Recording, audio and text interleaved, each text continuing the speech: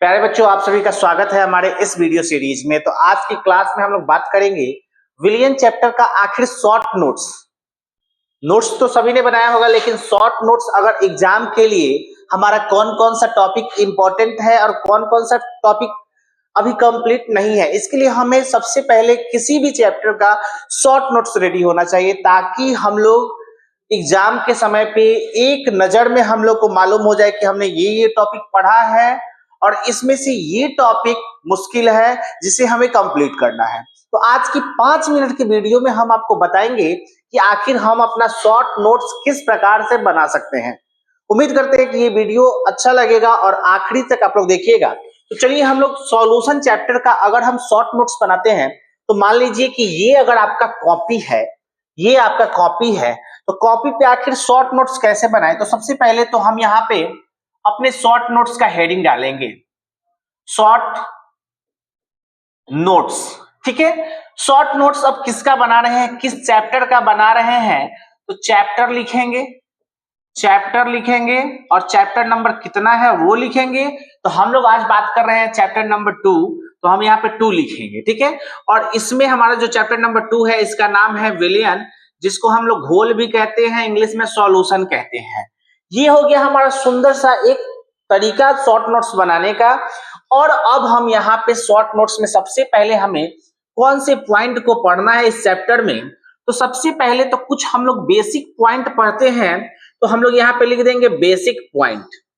अब basic point आपको भी आपके टीचर ने बताया होगा कि बेसिक पॉइंट क्या है। जैसे कि विलियन को स्टार्ट करने से पहले आपको मालूम है कि हम सबसे पहले क्या पढ़ते हैं, तो मिश्रण के बारे में जानते हैं। अब मिश्रण कितने प्रकार का होता है, उसके उदाहरण, वो सभी बेसिक पॉइंट में आ जाएंगे। इसके बाद आपके टीचर ने आपको अब डायरेक्ट इसका परिभाषा बताया होगा, यानी कि विलियन का परिभाषा। तो विलियन का परिभाषा हम यहाँ पे लिखेंगे। ठीक है, विलियन की परिभाषा के बाद आपने पढ़ा होगा विलियन के घटक। अगर कोई विलियन है तो उसके घटक, तो आपको टीचर ने बताया होगा अगर विलियन 2 चीजों से मिलकर बना हुआ है तो द्विअंगी, 3 से बना हुआ है तो त्रिअंगी।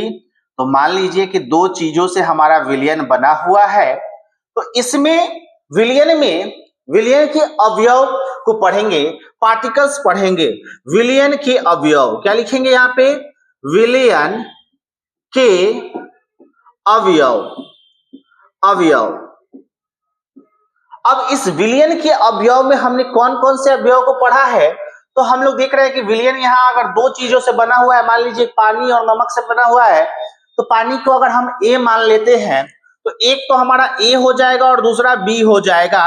और इसमें आपने पढ़ा होगा कि जिसकी मात्रा ज्यादा होती है, अधिक होती है, उसे हम लोग क्या कहते हैं, तो उसे हम लोग कहते हैं विलायक या घोलक। ये आपके टीचर ने पढ़ाया होगा। और जिसकी मात्रा कम होती है उसे हम लोग विलेय कहते हैं, विलेय यानी कि घुल्ले कहते हैं। ये सब बेसिक पॉइंट हो गया इस चैप्टर का। बेसिक पॉइंट शॉर्ट नोट्स हमारा बनते चल रहा है, ना हम इसमें डिफिनेशन लिख रहे हैं और ना ही ज्यादा तामझाम कर रहे हैं, हमारा ये पॉइंट हो गया। इसके बाद हमने आगे पढ़ा है विलियन के प्रकार। किसके प्रकार, विलियन के प्रकार। तो यहां हम लोग लिखेंगे, अगला जो हमारा पॉइंट होगा वो लिखेंगे विलियन के प्रकार। और विलियन के प्रकार में आपने पढ़ा होगा, इसमें हम लोग पढ़ते हैं तनु विलियन, उसके बाद हम लोग पढ़ते हैं सांद्र विलियन, उसके बाद हम लोग पढ़ते हैं क्या, संतृप्त विलियन, उसके बाद हम लोग पढ़ते हैं असंतृप्त विलियन, पढ़ते हैं कि नहीं पढ़ते हैं। उसके बाद हम लोग पढ़ते हैं अति संतृप्त विलियन। ठीक है, अति संतृप्त विलियन। ये हो गया विलियन के प्रकार। अब विलायक की भौतिक अवस्था के आधार पर भी विलियन का हम लोग प्रकार पढ़ते हैं, जिसमें हम लोग हेडिंग डालते हैं विलायक के भौतिक अवस्था के आधार पर विलयन के प्रकार। अब हम लोग विलायक की भौतिक अवस्था के आधार पर, यानी कि जिसकी मात्रा ज्यादा होती है उसे विलायक कहते हैं, और इसकी भौतिक अवस्था के आधार पर हम लोग पढ़ते हैं। पहला तो पढ़ते हैं द्रवीय विलयन, जिसपे आगे हम पढ़ेंगे हेनरी का नियम, राउल्ट का नियम, अनुसंख्य गुणधर्म। तो चलिए द्रवीय विलयन, उसके बाद ठोस विलयन, और उसके बाद हम लोग देखते हैं गैसीय विलयन। क्या देखते हैं? गैसीय विलयन। ठीक है, अब हम लोग आगे जो बात करेंगे, हम द्रवीय विलयन पे बात करेंगे, लेकिन उससे पहले हम सांद्रता के पद को पढ़े हैं। सांद्रता के पद, क्या? सांद्रता के पद। तो आगे हम लोग देखेंगे सांद्रता के पद में हमने कौन कौन से पॉइंट को पढ़ा है। तो सांद्रता के पद, और सांद्रता के पद में आप पढ़े होंगे, पहला नंबर क्या पढ़े होंगे? तो फर्स्ट पढ़े होंगे द्रव्यमान प्रतिशत। ठीक है, दूसरा नंबर आयतन प्रतिशत, शॉर्ट में लिख रहे हैं आयतन प्रतिशत पढ़े होंगे। तीसरा नंबर द्रव्यमान आयतन प्रतिशत पढ़े हैं कि नहीं पढ़े हैं, ये कमेंट में आप लोग बताइएगा। चौथा नंबर आप पढ़े होंगे मोल अंश या मोल प्रभाज। अगर आपने नहीं पढ़ा है तो आपको पढ़ना पड़ेगा, ये चीज आप लोग नोट कर लीजिएगा, मोल अंश या मोल प्रभाज। उसके बाद आप पढ़े होंगे बहुत ही इंपॉर्टेंट पॉइंट, जिससे हम लोग मोलरता कैपिटल एम से प्रदर्शित करते हैं। उसके बाद एक पॉइंट पढ़े होंगे मोललता। ये पॉइंट आपके लिए इंपॉर्टेंट है, इसलिए हम आपको बता रहे हैं। ठीक है, तो सांद्रता के पद में अगर आपने नहीं पढ़ा है तो इतना पढ़ना जरूरी है। इसके बाद भी और भी है, पार्ट पर मिलियन। ठीक है, तो उतना एग्जाम में वो पूछा नहीं जाता, इसलिए हम यहाँ पे शॉर्ट नोट्स में छोड़ रहे हैं। आगे अगर हम बात करें तो आगे हम लोग इसी में अगर अपने नोट्स को और आगे बढ़ाते हैं तो हमने पढ़ा है, क्या पढ़ा है? तो हमने आपको बताया कि द्रवीय विलयन,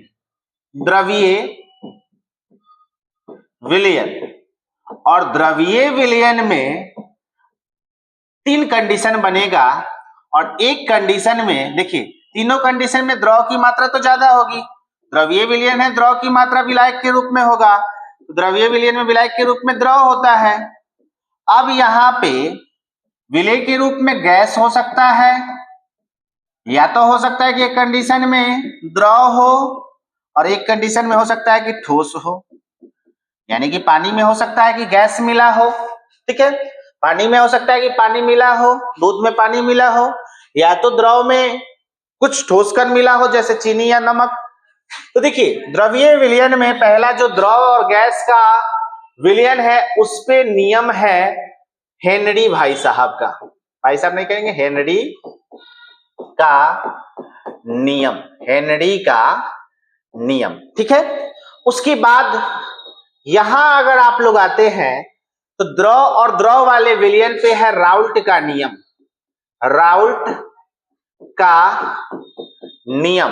ठीक है, राउल्ट भाई साहब का नियम है, और राउल्ट भाई साहब के नियम में ही यहाँ पे आप लोग आदर्श विलयन और अनादर्श विलयन पढ़ेंगे। ठीक है, आदर्श विलयन और अनादर्श विलयन। क्या आपने ये सब पॉइंट पढ़ा है? अगर हाँ पढ़ा है तो यस कमेंट में आपको बताना है, लिखना है कमेंट में, ये यस सर हमने ये पढ़ा है और हमारा कंप्लीट है। हम आपके शॉर्ट नोट्स को बता रहे हैं। अब यहाँ पे देखिए, इस वाले पॉइंट पे चलेंगे तो अनुसंख्य गुणधर्म मिलेगा हमें, अनुसंख्य गुणधर्म। और अनुसंख्य गुणधर्म अगर आप लोग जानते हो, फटाक से कितने अनुसंख्य गुणधर्म होते हैं, कितने को पढ़ना है, उसके बारे में आप बता दो। तो 4 के बारे में हमें पढ़ना है। अब वो 4 कौन कौन सा है? तो पहला नंबर है हमारा वाष्प दाब का आपेक्षिक अवनमन। ठीक है, अवनमन का मतलब होता है कमी। ठीक है, वाष्प दाब का आपेक्षिक अवनमन यहां पे आपको पढ़ना है। दूसरा नंबर पढ़ना है आपको वाष्प दाब के बाद तो क्वथनांक का उन्नयन यानी होता है वृद्धि। ठीक है, तीसरा नंबर पढ़ना है हिमांक में अवनमन का मतलब आपको मालूम है कमी। और चौथा नंबर आपको पढ़ना है परासरण दाब। और लगे हाथ परासरण दाब के पास, ठीक है, पाई बराबर CRT, इस पे आंकिक प्रश्न आप लोग बना लीजिएगा। और परासरण दाब के बाद विपरीत परासरण या विलोम या उल्टी परासरण इसको आप लोग कंप्लीट कर लीजिएगा। परासरण, विलोम या उल्टी परासरण। इसके बाद और कुछ पॉइंट इंपॉर्टेंट है, जैसे परासरण दाब में आप परासरण पढ़ोगे तो वहां आपको आएगा झिल्ली के बारे में, अर्ध पारगम्य झिल्ली, सेमी परमिएबल मेम्ब्रेन जिसको शॉर्ट में SPM कहते हैं, उसके बारे में आपको पढ़ना जरूरी है। और लास्ट पॉइंट आपको वांट हाफ गुणांक के बारे में मालूम होना चाहिए। ये जो पॉइंट है वो VVI पॉइंट है और देखना आपको एग्जाम में इस पॉइंट से मिलेगा। तो शॉर्ट नोट्स में आप लोग शॉर्ट नोट्स किस तरीके से बनाओगे और किस तरीके से आपका शॉर्ट नोट्स बनना चाहिए, मैंने शुरू से आपके लिए यहाँ पे बता दिया।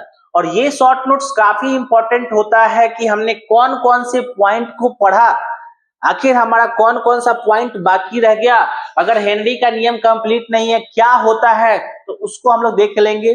और ये एग्जाम के समय पे काफी कारगर होता है बच्चों। और ये केवल इसी चैप्टर का नहीं, आप सारे चैप्टर का बनाओ, सारे सब्जेक्ट का बनाओ, तब जाके आपका ये जो पॉइंट है वो क्लियर होगा। तो उम्मीद करते हैं कि आपको ये सारा पॉइंट समझ में आया होगा। इसके अलावा आप क्या कर सकते हो, एड ऑन यहाँ पे कर सकते हो प्लस में ऑब्जेक्टिव और प्लस और क्या कर सकते हो VVI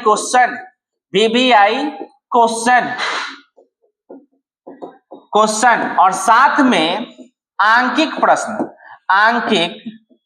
प्रश्न।